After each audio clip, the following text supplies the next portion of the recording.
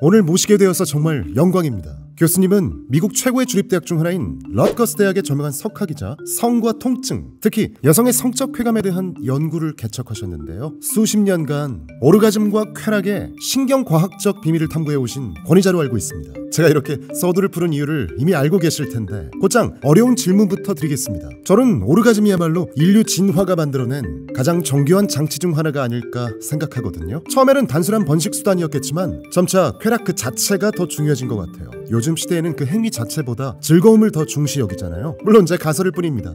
제 생각이 과학적으로 타당한지 여쭤보고 싶습니다. 우리 직계 조상은 20만 년 전 출현했습니다. 그들의 생존 번식에 오르가즘이 어떤 이점을 주었냐는 질문이군요.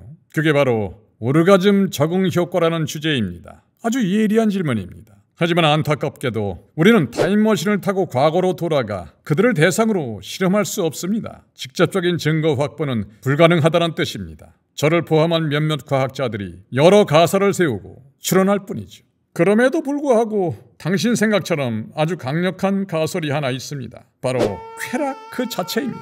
생각해보세요. 만약 그 행위가 즐겁지 않았다면 인간은 물론이고 그 어떤 동물이 그 일을 반복했을까요? 동물이 인간과 똑같은 오르가즘을 느끼는지는 알 수 없지만 성적 자극이 주는 그 원초적 즐거움이야말로 종의 번영을 이끈 가장 강력한 진화적 압력이었음은 거의 확실합니다. 쾌락은 나쁜 게 아닙니다. 진화 속 핵심 키워드입니다. 이제 오르가즘의 구체적 기능들, 즉 단순히 기분 좋은 것 이상의 역할에 대해서는 몇 가지 흥미로운 가능성들이 있습니다. 여성의 경우를 먼저 살펴보죠.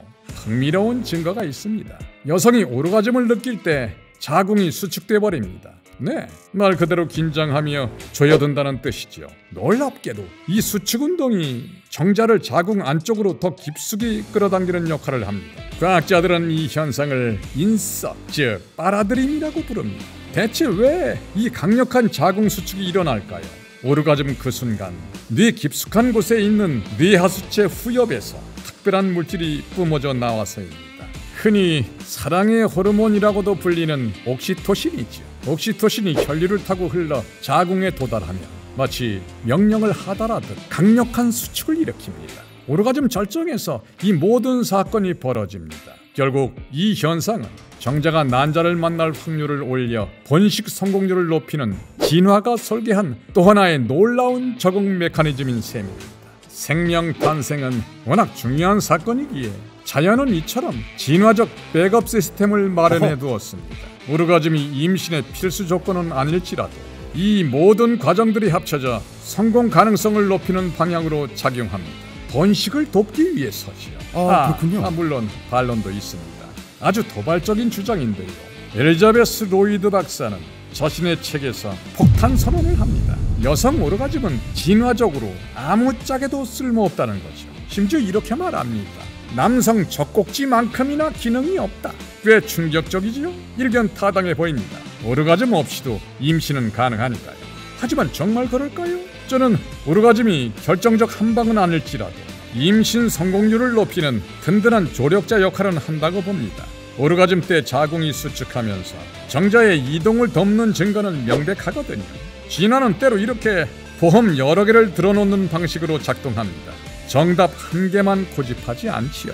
교수님이 말한 내용 중에 오르가즘이 그 흡입을 촉진해서 우리가 번식한다라는 얘기가 결국 오르가즘이 강할수록 임신 확률도 높다는 얘기인가요? 네, 정확합니다. 하지만 단순히 정자를 빨아들인 것 이상으로 정교한 과정이 숨어 있죠. 이 연구를 보면 놀라운 사실을 알 수 있습니다. 과학자들이 정자의 움직임을 추적해 봤더니 이 작은 세포들이 마치 최신 내비게이션이라도 보듯이 정확히 성숙한 난자가 배출되는 난소 쪽으로 헤엄쳐갔습니다. 마치 결승점이 찍힌 내비게이션처럼 정확한 경로로만 선수들이 몰려들었습니다. 다른 쪽, 즉 배란이 일어나지 않은 난소는 선수들이 거의 없었습니다. 더 놀라운 사실은 이 길 안내를 누가 하느냐는 겁니다. 바로 난소 자신입니다. 알을 내보낸 난소는 특별한 신호 물질을 보내 정자가 들어올 길을 레드카펫처럼 밝혀줍니다. 정자가 더 쉽게 헤엄쳐 들어올 수 있도록 장애물을 치워주는 거죠. 자,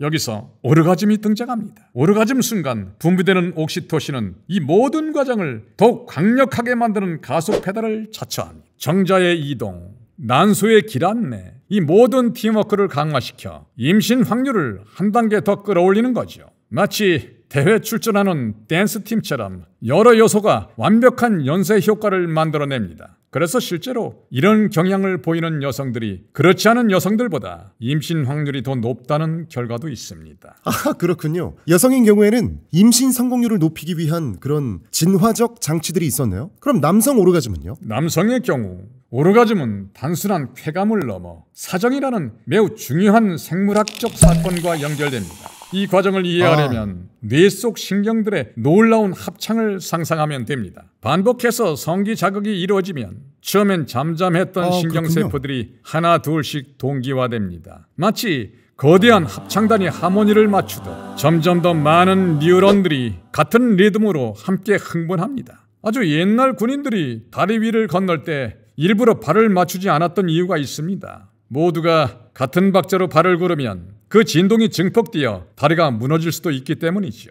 실제로 1831년 영국 브로턴 현수교가 붕괴된 사건이 있었죠. 신경 모집도 비슷합니다. 수많은 뉴런들이 동시에 같은 리듬으로 발을 구르기 시작하면 그 힘은 상상을 초월할 정도로 강력해집니다. 이 강력한 신경들의 합창은 오직 결정적인 순간에만 반응하는 특별한 관문, 바로 사정 시스템을 향해 밀려갑니다. 이 문턱은 아주 높아서 어지간한 자극으로 놓고 해보아야 끔찍도 하지 않습니다.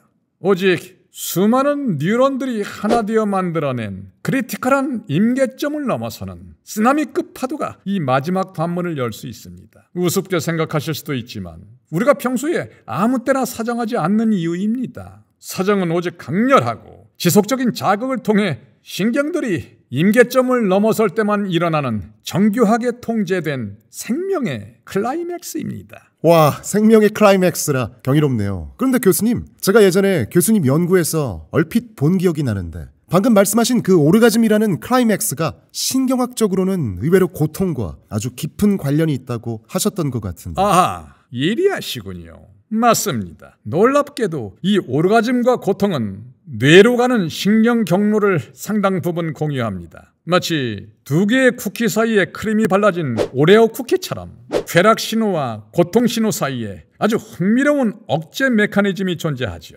사람이 고통을 받으면 오르가즘이 억제되지만 반대로 오르가즘을 느끼면 고통을 강력하게 억제시키죠. 서로 간 억제하느라 바쁩니다. 그래서 교수님 잠시만요.